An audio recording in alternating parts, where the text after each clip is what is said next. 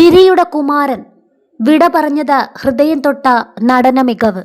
സിനിമയുടെ സൗന്ദര്യ സങ്കല്പങ്ങളെയും ഹാസ്യത്തിന്റെ പരമ്പരാഗത വ്യാകരണങ്ങളെയും പൊളിച്ചെഴുതിയ അഭിനേതാവായിരുന്നു സലിംകുമാർ. വില കുറഞ്ഞ ഹാസ്യം കൊണ്ട് പ്രേക്ഷകനെ ചിരിപ്പിക്കാനുള്ള ശ്രമങ്ങളായിരുന്നില്ല അദ്ദേഹത്തിൻ്റെത്. അനുഭവിച്ചറിഞ്ഞ ജീവിതത്തെയും കണ്ടുമുട്ടിയ മനുഷ്യരെയും കലർപ്പില്ലാത്ത നർമ്മബോധത്തോടെ തൻ്റെ അഭിനയ വഴക്കത്തിലേക്ക് പകർത്തുകയായിരുന്നു അദ്ദേഹം. അതുകൊണ്ട് സലിംകുമാറിന്റെ വേഷങ്ങൾക്ക് സ്വാഭാവികതയും തിളക്കവും കൂടി. വേറിട്ട സംഭാഷണ ശൈലിയും ചിരിയും കൊണ്ട് ആ കഥാപാത്രങ്ങളെ അദ്ദേഹം മിഴിവുറ്റതാക്കി. ഗൗരവമുള്ള വേഷങ്ങളിലേക്ക് ചുവട് മാറിയപ്പോഴാകട്ടെ അവർക്ക് അദ്ദേഹം വൈകാരിക കരുത്തും ഭാവവും സമ്മാനിച്ചു. സലിംകുമാർ മരിച്ചെന്ന വാർത്ത മലയാള ലോകം ഞെട്ടലോടെയാണ് കേട്ടത്.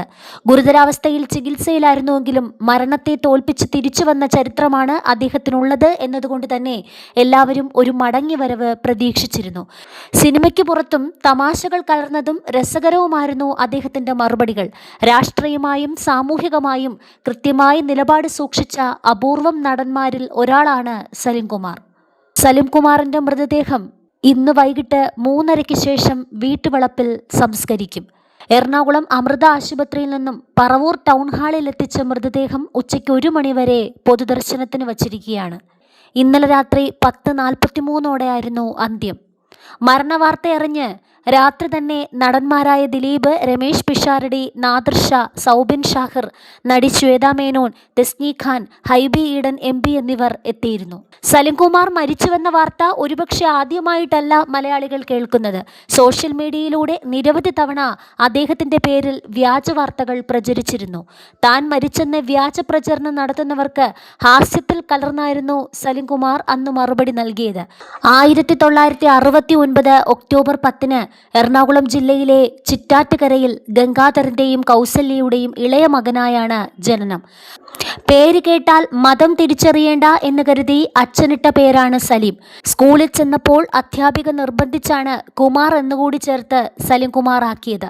മാലിങ്കര SNM കോളേജിലായിരുന്നു പ്രീ ഡിഗ്രി വിദ്യാഭ്യാസം. സിനിമാ നടൻ ആകണമെന്ന മോഹം സഫലമാക്കാൻ ഡിഗ്രിക്ക് മഹാരാജാസ് കോളേജിൽ ചേർന്നു. സ്കൂൾ കാലഘട്ടത്തിൽ മിമിക്രി അവതരിപ്പിച്ചു തുടങ്ങിയെങ്കിലും കോളേജിൽ പഠിക്കുമ്പോഴാണ് മത്സരങ്ങളിൽ പങ്കെടുത്തത്. കലോത്സവങ്ങൾ, എറണാകുളത്തെ സുഹൃത്തുക്കൾ എന്നിവ സിനിമയിലെത്താനുള്ള വഴിയായി കണ്ട സലിംകുമാർ MG യൂണിവേഴ്സിറ്റി കലോത്സവത്തിൽ മിമിക്രിയിൽ 3 തവണ തുടർച്ചയായി 1ാം സ്ഥാനം നേടി. കൊച്ചിൻ കലാഭവൻ, സാഗർ തുടങ്ങിയ ട്രൂപ്പുകളിലൂടെ വേദികളിലും സജീവമായി. 2000 വിജി തമ്പി സംവിധാനം ചെയ്ത സത്യമേവ ജയതയിലെ കള്ളന്റെ വേഷമാണ് ശ്രദ്ധിക്കപ്പെട്ടത്. ഈ ചിത്രത്തിലെ പ്രകടനമാണ് തെങ്കാശിപ്പട്ടണം എന്ന ചിത്രത്തിലേക്ക് സംവിധായകരായ റാഫി മെക്കാർട്ടിൻ ടീം സലീമിനെ വിളിക്കാൻ കാരണമായത്. തെങ്കാശിപ്പട്ടണം ഹിറ്റായതോടെ സലിംകുമാറിന്റെ ഹാസ്യ കഥാപാത്രങ്ങൾ നിരവധി പുറത്തിറങ്ങി. മായാവിയിലെ സ്രാങ്ക്, കല്യാണരാമനിലെ പ്യാരിലാൽ, ചതിക്കാത്ത ചന്തുവിലെ ഡാൻസ് മാസ്റ്റർ വിക്രം, പുലിവാൽ കല്യാണത്തിലെ മണവാളൻ, മീശമാധവനിലെ വക്കീൽ മുകുന്ദനുണ്ണി തുടങ്ങിയ കഥാപാത്രങ്ങൾ ഇന്നും ട്രോളുകളിൽ നിറഞ്ഞു നിൽക്കുന്നവ കൂടിയാണ്. അച്ഛനുറങ്ങാത്ത വീട്, പെരുമഴക്കാലം, ഗ്രാമഫോൺ തുടങ്ങിയ ചിത്രങ്ങളിലെ പ്രകടനങ്ങൾ അദ്ദേഹത്തിൻ്റെ അഭിനയ മികവിൻ്റെ മികച്ച സാക്ഷ്യങ്ങളായിരുന്നു. 2005 സലിംകുമാറിനെ തേടി ആദ്യ സംസ്ഥാന ചലച്ചിത്ര പുരസ്കാരം എത്തുന്നത്. അച്ഛനുറങ്ങാത്ത വീടിലെ പ്രകടനത്തിന് മികച്ച 2ാമത്തെ നടനായി തിരഞ്ഞെടുക്കപ്പെട്ടു. 2010 ആദാമിൻ്റെ മകൻ അബുവിലൂടെ മികച്ച നടനുള്ള ദേശീയ സംസ്ഥാന പുരസ്കാരങ്ങളും സലിംകുമാർ സ്വന്തമാക്കി. 2012 മികച്ച ഹാസ്യ നടനുള്ള സംസ്ഥാന പുരസ്കാരവും അദ്ദേഹം കരസ്ഥമാക്കി. അയാളും ഞാനും തമ്മിൽ എന്നതായിരുന്നു ചിത്രം. 2017 പുറത്തുവന്ന ആദ്യ സംവിധാന സംരംഭമായ കറുത്ത ജൂതൻ മികച്ച കഥയ്ക്കുള്ള സംസ്ഥാന പുരസ്കാരത്തിന് അർഹമായി. ഇഷ്ടമാണ് 100 വട്ടമാണ് സലിംകുമാറിന്റെ ആദ്യ സിനിമ. ഇതുവരെ തമിഴ് ചിത്രങ്ങളിലും ബംഗാളി ചിത്രങ്ങളിലും ഉൾപ്പെടെ 300-ലേറെ ചിത്രങ്ങളിൽ അഭിനയിച്ചു.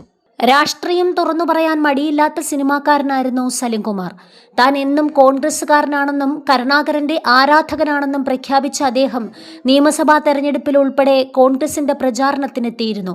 എതിർചേരിയിൽ നിൽക്കുന്നവരെ നെഗറ്റീവായി കാണാത്ത പോസിറ്റീവ് രാഷ്ട്രീയം അദ്ദേഹത്തെ എല്ലാവരുടെയും പ്രിയങ്കരനാക്കി. മികച്ച കർഷകനായ സലിംകുമാർ 13 ഏക്കറോളം പാടത്ത് പരമ്പരാഗത പൊക്കാളി കൃഷിയും മത്സ്യകൃഷിയും വിജയകരമായി നടത്തിയിരുന്നു. 1996 സെപ്റ്റംബർ 14 സുനിതയെ വിവാഹം ചെയ്തത്. യുവനടൻ കൂടിയായ ചന്തു, ആരോമൽ എന്നിവരാണ് മക്കൾ.